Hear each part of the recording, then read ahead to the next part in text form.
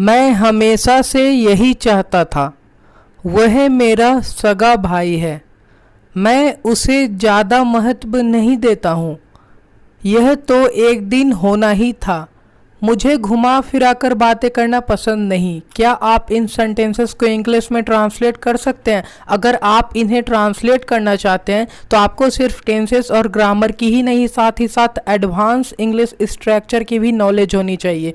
आज की वीडियो में हम वही सीखने वाले हैं, advance English structure with their meanings and examples. तो वीडियो पसंद आए तो लाइक और शेयर जरूर करिएगा। अगर आप हमारे चैनल पे पहली बार आए हैं तो चैनल को सब्सक्राइब कर बेल आइकन को क्लिक करिएगा। अगर आप एडवांस इंग्लिश स्ट्रक्चर की सारी वीडियोस को देखना चाहते हैं तो मैं लिंक डिस्क्रिप्शन में दे दूंगा, आप वहां जाकर 1 बाय 1 सारी वीडियोस को देख सकते हैं। फिलहाल इस वीडियो को शुरू करते हैं।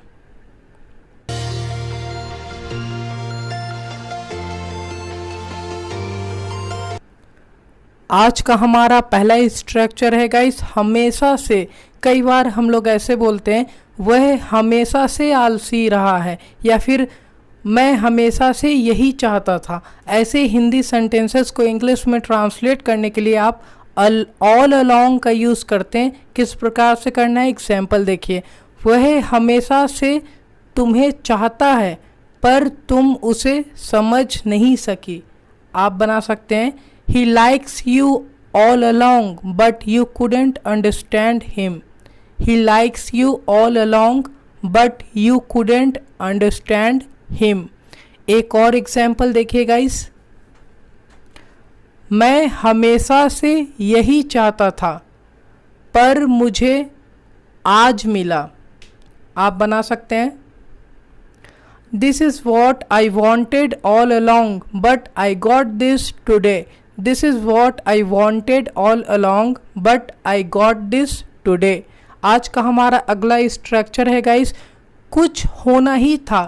फॉर एग्जाम्पल, यह तो होना ही था, या फिर मुझे तो जाना ही था, या फिर उसे तो फेल करना ही था। ऐसे हिंदी सेंटेंसेस को इंग्लिश में ट्रांसलेट करने के लिए आप बॉन्ड टू का यूज़ करते। किस प्रकार से करना है, एग्जाम्पल देखिए। यह तो एक दिन होना ही था, मुझे पहले से ही पता था। कई बार आप डे टू डे लाइफ में इस तरह के सेंटेंस बोलते हैं, आप इसे इंग्लिश में बना सकते हैं। It was bound to happen, I already knew it. It was bound to happen, I already knew it. आप इस तरीके से इसे बना सकते हैं। एक और एग्जाम्पल देखिएगा इस, उसे तो फेल करना ही था, वह मैथ में बहुत कमज़ोर था। आप इसके लिए इंग्लिश में बोलते हैं, he was bound to fail, he was very weak in maths. He was bound to fail, he was very weak in maths. आप इस तरीके से इसे इंग्लिश में बना सकते हैं। आज का हमारा अगला स्ट्रक्चर है गाइस, सगा भाई या फिर सगा बहन।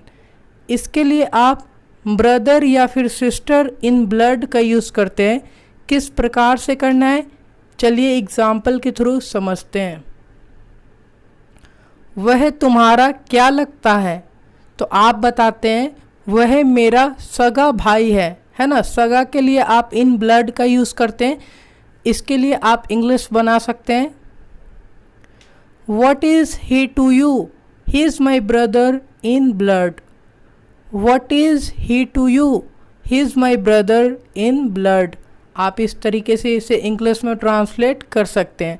एक और एग्जाम्पल देखिए गाइस, वह उसकी सगी बहन नहीं है, वह उसकी मुंह बोली बहन है।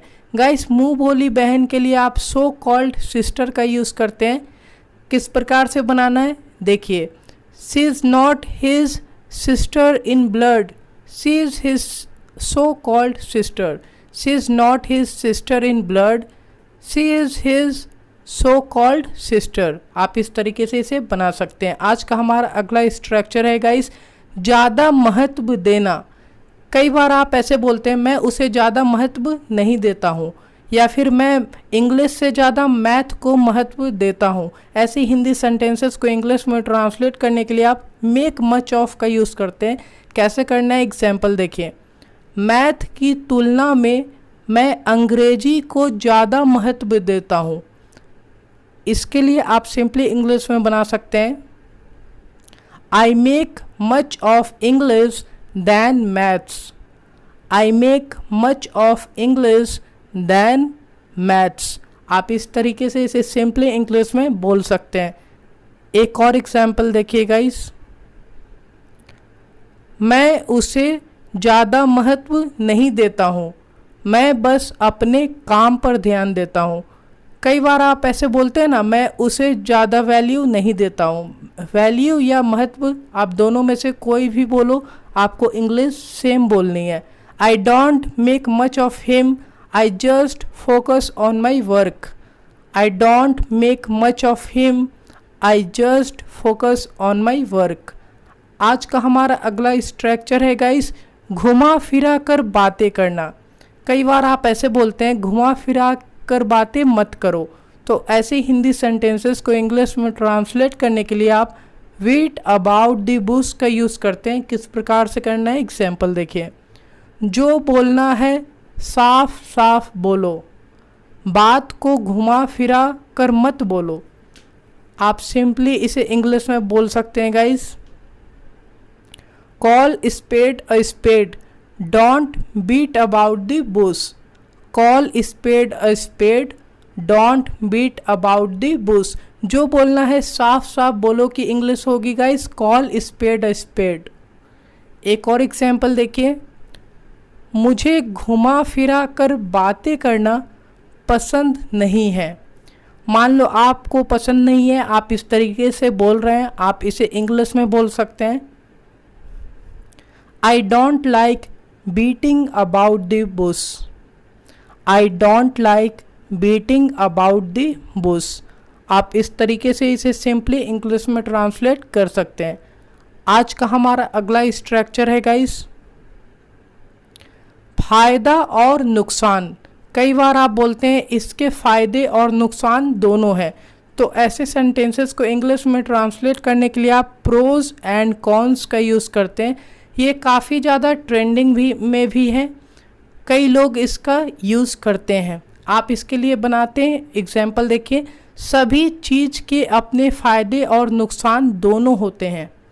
आप इसके लिए बना सकते हैं, everything has its pros and cons. Everything has its pros and cons. आप इस तरीके से इसे सिंपली इंग्लिश में ट्रांसलेट कर सकते हैं। एक और एग्जाम्पल देखिए गाइस, पहले आपको इसके फ़ायदे और नुकसान के बारे में जान लेना चाहिए। मान लो आप कुछ खरीदने की सोच रहे हैं और आपको ऐसी सलाह दी जा रही है, इसके लिए आप इंग्लिश में बोल सकते हैं, first you should know about its pros and cons. First you should know about its pros and cons. आप इस तरीके से इसे इंग्लिश में ट्रांसलेट कर सकते हो गाइस। आई होप गाइस आज की वीडियो लेक्चर आप लोगों के लिए काफ़ी ज़्यादा नॉलेजेबल रही होगी। तो वीडियो को लाइक शेयर एंड सब्सक्राइब जरूर करिएगा। आप हमें कमेंट बॉक्स में बताएं कि आज की वीडियो लेक्चर आप लोगों को कैसी लगी। So thank you so much guys for watching this video. Keep watching and keep learning. Take care everyone.